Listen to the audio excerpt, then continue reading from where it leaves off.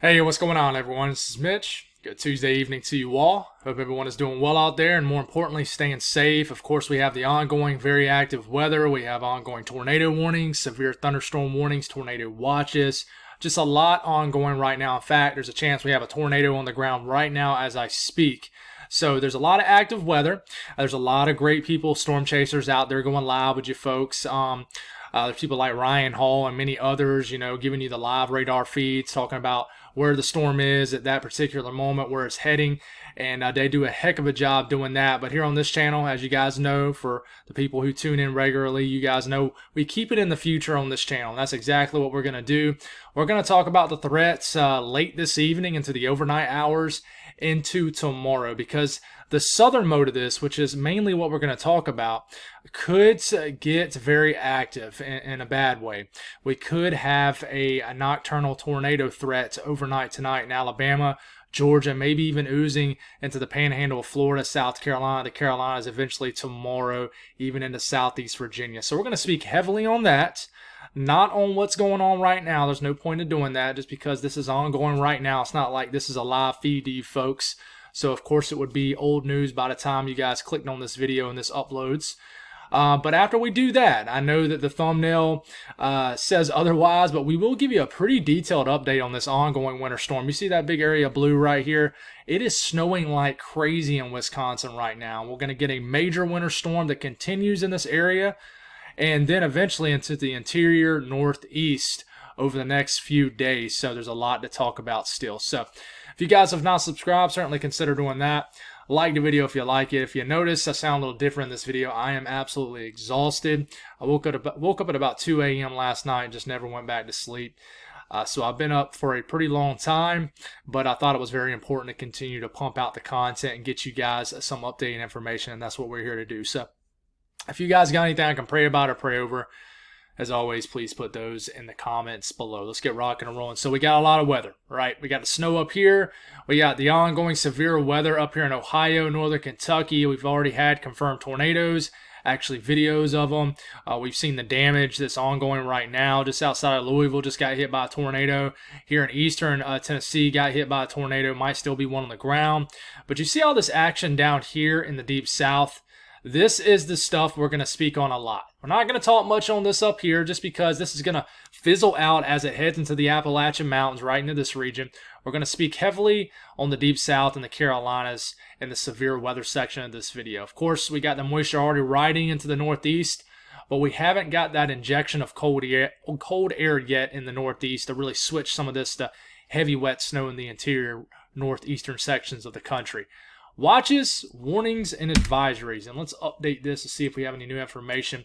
All these areas in yellow, that's tornado watches. You see little small areas of orange and red here. Those are severe thunderstorm watches, tornado warnings. I'm sorry, severe thunderstorm warnings and tornado warnings.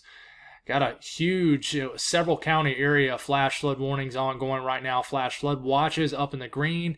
Can't ignore this flooding risk also. We got blizzard warnings in the UP of Michigan in early April. Winter storm warnings for the heart of Wisconsin to the UP of Michigan. And then, of course, with the incoming winter storm on the way for the interior New England region, we have winter storm warnings in the pink, winter weather advisories in the purple. And then we still have just winter storm watches up for areas like the Catskills, even the Tug Hill Plateau, where there's still some question marks, even the Berkshires, the Worcester Hills region of Massachusetts. So a lot going on. We're going to get some tornado watches that are going to get issued in probably Georgia and Alabama tonight, most likely, here in the coming hours. By the time some of you folks watch this, there might already be one. So, as of right now, this is as of around 6:30 Eastern Time. Like I said, we're just going to focus in on the southern mode of this. We had some changes, and we thought we would, and some updates from the Storm Prediction Center earlier this morning into this afternoon. We've had this extension of this enhanced risk all the way down into Alabama. Atlanta being included in this, Columbus, Birmingham, Montgomery, and we got a slight risk that extends all the way into Columbia, Augusta, Charlotte, and then all the way down to like Tallahassee, Florida, and then the Florida coastline, Mobile, Alabama, even like Gulfport. But I do think that the severe weather threat for like Mississippi will kind of go away as we get over the next few hours. So what is this driven off of? Well, guys, there is a 10% risk in this yellow area of a tornado within 25 miles in a given location. And not only that, you also have a 10% risk of a significant tornado, which is an EF2 or higher. So we have a threat of tornadoes. We also have a threat of strong tornadoes per the Storm Prediction Center. Atlanta is included in this, Birmingham, Montgomery, all those areas I just mentioned.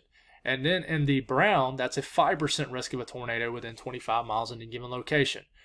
All right, and then eventually to the Eastern Carolinas, this gets reintroduced for your day 2 outlook for your Wednesday. So, yeah, there's a lot of, this isn't over. The nocturnal deal is a real deal with this, and, hopefully it does not verify, but that's what we're here, is just to talk about some of the worst case scenarios and the likely scenarios and all those things.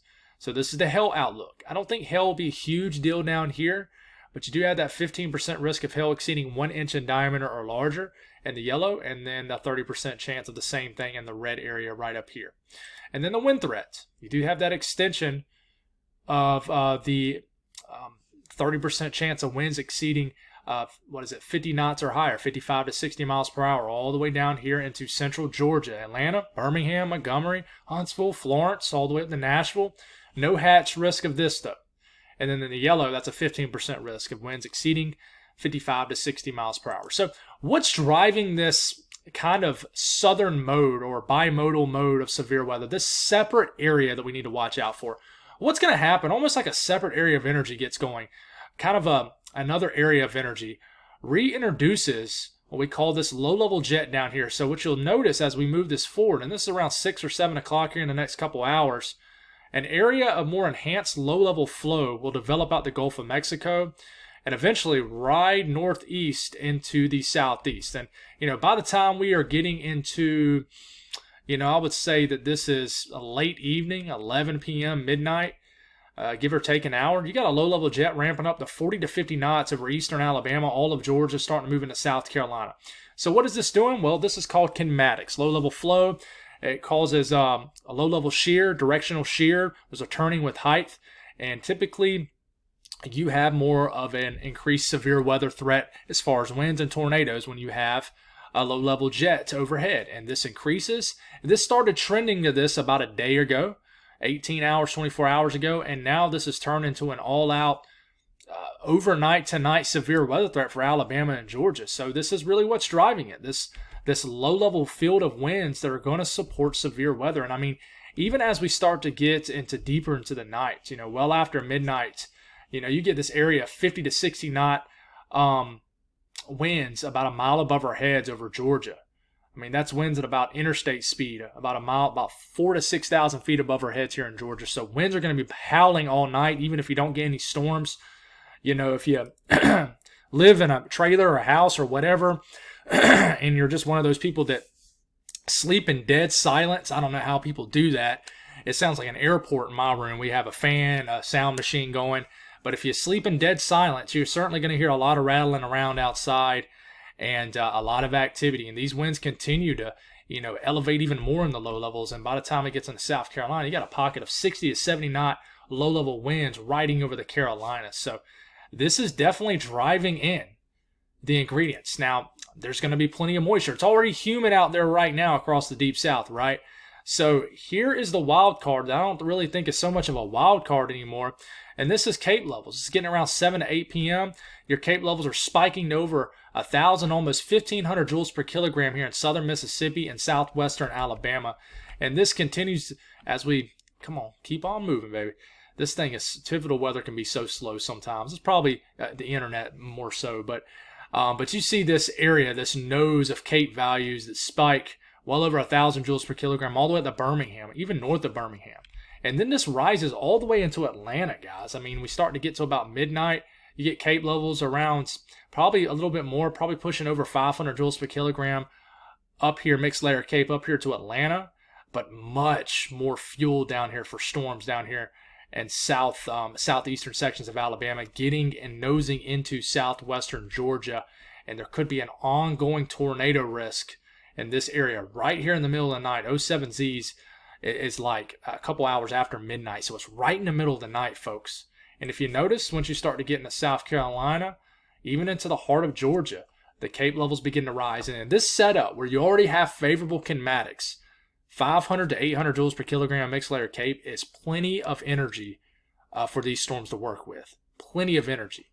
And I mean, you got this slither down here that, you know, enhances even more of over 1,000 joules per kilogram of Cape. And then we take it all the way into like 5, 6, 7 o'clock in the morning, riding right over my neck of the woods. Cape values spiking almost 1,000 joules per kilogram from Charlotte to Columbia to Augusta, especially the further south, the more Cape. And then we start to get into our threat for tomorrow, which we will have energy in the atmosphere for tomorrow too. We'll re-go over that in tomorrow morning's video, but we will talk about in this video too. So now that we are done with the ingredients, we can speak on what the radar could potentially look like over the next several hours in the Deep South. Now, this is what it looks like right now. You see the storms already getting going here, well south of Tuscaloosa and Birmingham here in southern Alabama. So, I mean, this is already new from when I looked at it about 30 minutes ago. So we're getting these storms, and this is where the environment's starting to become unstable. The low-level jet will get ramped up over this region, and we're going to have a tornado threat here in the next few hours, probably in southern Alabama, I would say. Okay, but let's keep on moving. And the HRRR model already having a hard time picking up on that convection that's already formed down here. Well, you know, we start to get to about 8. If you're confused about the time frame, look right here, back this up 1 hour. This is an Eastern time. But we start to get into, 8, 9 p.m. Nasty weather moving through Birmingham, moving through northeast Alabama, still blasting through Meridian. And then these storms start to really slam, like up here near Chattanooga, North Georgia, Atlanta. Look at all these storms. These have the capability of producing tornadoes up here. But really, it's down here that's going to have the most energy in the atmosphere. Storms start to rumble through Columbus, Auburn, Alabama, Dothan, Montgomery. I mean, this is around midnight tonight, 1 a.m. All these storms have the capability of producing very strong winds and a tornado and some hail. And then this continues, and it's about done with Alabama before the sun comes up. So as you're waking up tomorrow morning in Alabama, you're done with a severe weather threat. But this continues in Georgia with an ongoing severe weather threat that will continue. And we'll speak a little bit more about Georgia here in a second. And then the storms might refire around the sun coming up tomorrow morning. These storms are still pretty intense here in the panhandle of Florida and the northern Big Bend region, coastline of Florida, where we guys down here could be dealing with some nasty weather for sure. Significant tornado parameter. As you can tell, it spikes here in the coming hours. It's around 8 to 9 p.m. Just here in a couple short hours. The STP values begin to rise into the 5, 6, and 7s. Remember, the higher the number, the better the ingredients for tornadoes. Just because you see a 7 doesn't mean there's a 7 out of 10 chance of being a tornado. Just like I said, view it as the higher the number, the better the ingredients for tornadoes. So, steel ingredients supported for tornadoes. Riding all the way into Georgia. This is getting into just after midnight. It spikes around midnight in Atlanta. Spiking around Auburn, Columbus. And then this starts to get closer to Macon, Georgia. Valdosta. Eventually, it begins to move into that area in southern Georgia. It's around 3 to 4 a.m. The significant tornado parameter still spiking further southeast in Georgia. So, certainly a big-time threat. And then, you look at the updraft Felicity swath. You see these pockets of rotation with this particular run of the HRRR model, indicating, there's some rotation showing up around Atlanta too, guys. So, almost about to sneeze. So hopefully we can hold it off. It's getting very close. All right. I apologize, guys. Just not feeling 100% right now, but we're going to muscle our way through this to keep you guys aware. But speaking of my folks, I'm going to show the rest of the Georgia, East Georgia, where we left you hanging, the rest of the Carolinas. I live in Columbia, if you don't know, right here in central South Carolina. So I'll be watching these storms, waking up extra early. Probably going to go to sleep right after this video to get some early night sleep, that's for sure. But, we start to get into 1 to 2 a.m. Nasty weather begins to cross over the Appalachian Mountains, Greenville, Spartanburg region, and everybody around this area could be dealing with some embedded rotation with some of these storms, a tornado threat for sure. You see these storms rumbling through Macon, central Georgia. They start to knock on the doorstep of Augusta, to Columbia, all the way up to Charlotte around 3 to 4 a.m., 3, 4, 5 a.m., give or take an hour. And then they blast through the area. And I'm telling you, even though it's at 5 o'clock in the morning, we could still have some tornado warnings out there and some tornadoes, actual tornadoes. And, as we continue to move forward, this is when it gets weird. And we'll stop it right here just around 8 a.m. tomorrow morning. Nasty storms are marching east of Columbia into the eastern areas of South Carolina, just the Carolinas in general, and then southeastern Georgia. If you see a cat behind me at all, I just found out there is one of our cats in here. So if you see any movement, there's a cat. But eastern Carolinas, you got nasty weather ongoing right here, southeastern Georgia, as we're waking up tomorrow morning. And that moves us into our day 2, which we have a slight risk, which I could see this uptrending to an enhanced risk for someone, especially southeastern Virginia, eastern North Carolina. We have a slight risk of severe weather, level 2 out of 5, from the Delmarva all the way to Florida. But to kind of go back to this, between now and then, this is the significant tornado parameter kind of throughout the overnight hours into Georgia. See how it really rides here in the wee hours of the morning here in central Georgia, and then tries to spike here in the Midlands of South Carolina, even showing some 1s and 2s up here near Charlotte. But then as we start to get deeper into the morning, it really begins to rise again in the eastern Carolinas, up here in the Piedmont and eastern sections of Virginia. So that kind of will lead us back to this if we kind of go and we look at the updraft velocity swath too. You see a couple areas, especially in South Georgia, that we need to be concerned about. South Georgia is definitely an area that looks to be, or have the potential to be, maybe a more uptick area for tornadic development. So we'll watch for that. But like I said, as we move into our Wednesday, slight risk from Florida all the way up to the Delmarva, level 2 out of 5 risk. And this is driven off a 5% risk of a tornado within 25 miles in a given location. From Myrtle Beach, basically up here to Virginia Beach, southeast Virginia, includes all of the eastern sections of North Carolina.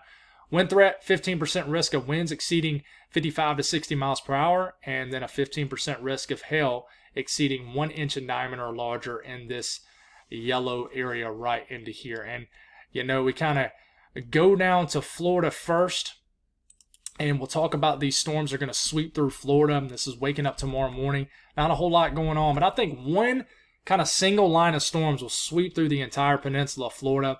Will be the strongest in North Florida more than likely, but expect some storms around Tampa Bay, down to Orlando. And I do think they'll lose some steam as we get into tomorrow morning all the way down to South Florida. But we kind of go back to the Carolinas and kind of start off where we left off. Let's see. And take a look at this threat for tomorrow. And this is around where we left off tomorrow morning. Storms really fire up, or try to fire up here in the eastern Carolinas. Really watch these storms right into here that form kind of just west of Richmond. But you see this kind of line right here that bubbles up here in the eastern sections of North Carolina, especially southeastern Virginia. These could produce a quick spin up, a quick tornado, some damaging winds, and then eventually the atmosphere clears out and we're done with the severe weather. But certainly, you look at the significant tornado parameter in this area. Watch how it spikes late tomorrow morning. And southeast Virginia, wow, a 6 or a 7 in a significant tornado parameter value right here. Eastern North Carolina, the ingredients are there for tornadoes, but do you have storm development? And it really spikes, in the southern sections of Maryland, maybe even all the way up to Delaware. So we need to watch out for this. And the updraft velocity swath really likes this area here in the Piedmont of Virginia up into eastern Virginia. It likes this idea of a storm right into here, or a couple storms to get going. So please be aware of this severe weather threat in the Carolinas and Virginia for tomorrow morning all the way through tomorrow afternoon. Let's speak on the winter weather side of this. This is pretty wild. I mean, it is snowing like crazy in areas of Wisconsin. I saw a live feed out of like Janesville, Wisconsin that wasn't predicting much snow, and it was just whiteout conditions. Everything's covered. The roadways look covered. Appleton looked like they were getting hit hard from a video that I saw from somebody that lives there. But this is starting off around midnight tonight. It's going to start to snow even heavier in certain areas in the UP and Michigan, especially tucked up against the eastern half of Wisconsin. And guys, this continues. I mean, this goes, we'll take it all the way till we're waking up around 6 to 7 a.m. tomorrow morning. This band of snow pivots all the way down to the northern half of Illinois, eastern Iowa, heck, even northeastern Missouri. It looks like it's trying to snow down here to Chicago, and whoever stays in this band the longest is by far going to get the most snow. But you keep this going. We'll take it all the way to midday tomorrow. Still similar looking radar, folks. Feed of moisture continues to pivot into this region. Might get a dry slot up against the western coastline of Lake Michigan to might prevent you guys from getting as much rain or snow. But man, this continues to pivot in. And then another wave moves in, like late tomorrow night, and then drops more snow on top of more snow. So, just wild stuff over the next 24 to 48, 48 to 72 hours, really. And a broad look, it's just this one pocket that really singles out the UP of Michigan, Wisconsin, and then sections of states surrounding it. This is some wild stuff. One thing that I have noticed is this has trended to a much more significant event, obviously, for Wisconsin and the UP of Michigan, a lot less of a significant event for the upper portion of the lower Michigan region. So we'll just breeze through this very fast. I'm not going to stay long. Here's a graphic out of the UP of Michigan. Republic, 21 to 36 inches of snow forecast. You might already have snow on the ground right now. Stop the screen if you need to. This is the UP of Michigan, northern sections of Wisconsin. We'll move a little bit further south to the Green Bay and surrounding areas. Green Bay now going for 8 to 12 inches of snow. Just west and northwest of Green Bay, 12 to 18 inches of snow is possible. But look at this stripe here in eastern Wisconsin. Wild stuff, folks. But then look how dramatic this has changed for southern Wisconsin. Janesville now 4 to 8. Madison 6 to 11. Milwaukee still anywhere from 0 to 3. But you move about 2-3 hours west of kind of the west coast of Lake Michigan. Totals dramatically increase. And then look at the Chicago area. No snow forecast in Chicago, but I definitely think you'll have snow flying around. Now Rockford up for calling for 3 to 4 inches of snow. Okay, and then we look at northern lower Michigan anywhere from 0 to 4 inches in Gaylord. The chances for significant snows in this area have dropped off. So let's talk about my friends here in the Northeast. The timeline of this storm keeps backing up. I don't think it changes much in the grand scheme of things, but it keeps backing up. So now it's looking like tomorrow afternoon is when we really start to crank up the winter storm side of this. And sure enough, I don't think this will be as much freezing rain as what this is showing. I think this will be more so sleet. Some areas could get a few inches of sleet from this, depending on your location. We start to get into tomorrow evening. Heavy snow, wintry mix in the higher elevations of the interior Northeast region. We start to get into Thursday morning. More cold air starts to work in. This turns into a massive winter storm for areas of the interior Northeast. Snowing like crazy back here in the Tuck-Hill Plateau, the Adirondacks, all the way down to the Catskills. Berkshire's getting a wintry mess. New Hampshire, Vermont, Maine. And we keep this going all the way into Thursday afternoon, folks. And this is just a massive nor'easter. And I know I haven't used that term, but this is what this is. This is your classic nor'easter that we were looking for in this area for snow fans. And like January or February, never got it. This is your true blocking nor'easter. This low pressure is locked in place with a negative NAO on top of this, blocking in Greenland. And that is why this is just spinning around and spinning around Thursday afternoon. Snowing like crazy for the majority of the state of Maine, Vermont, New Hampshire, and the Adirondacks of New York. And this continues, folks. We'll take it all the way to Friday morning. The precipitation begins to lighten up with the weakening of the low. But, I mean, we're dealing with precipitation through Saturday morning all the way through Sunday morning. Still dealing with some lingering light snow. Wild. Snowfall forecast between now and Friday evening. This is what they're calling for. This is a broad look. We are going to have sleet in this. But unfortunately, I don't really have a sleet graphic. And really, sleet forecast on models it's not great. It's always very inaccurate. Snowfall for western New York. Rochester, 2 to 3. Buffalo, an inch or less. The Tuck-Hill Plateau, anywhere from 4 to maybe as much as 10 inches of snow, depending on your elevation. Watertown, 3 to 4. And I'm going to move through all these pretty fast, guys. So if I'm thinking, Mitch, you're going too fast, just pause the screen if you need to. Just don't want to waste too much time mentioning every single name. But, Syracuse, 3 to 4. Hamilton, looks like you're going for around, I think that's 3 to 4 in Hamilton. Syracuse, I think it's actually an inch or less. Binghamton, inch or less of snow. We go up to Boston region. No snow forecast in Boston, but on up the road to Fitchburg, Mass, 6 to 8 inches of snow. You get up here in the Berkshires, somebody could get a foot of snow, especially in the far northwest corner of Massachusetts. And then you look at the Adirondacks and Vermont. It just pretty much explains itself. Huge winter storm on the way. Not sure if you're going to get as much snow as that one a couple weeks ago, but there's definitely going to be an area here in the Adirondacks that pushes 24 to 30 inches of snow. Somebody's going to get that. This is a wild, early April winter storm. Just unreal. New Hampshire, the entire state of New Hampshire is getting snow. Even down here near the coastal sections. I mean, Manchester going for 8 to 12, Concord 8 to 12, Rochester 12 to 18. So everybody in New Hampshire getting accumulating snow.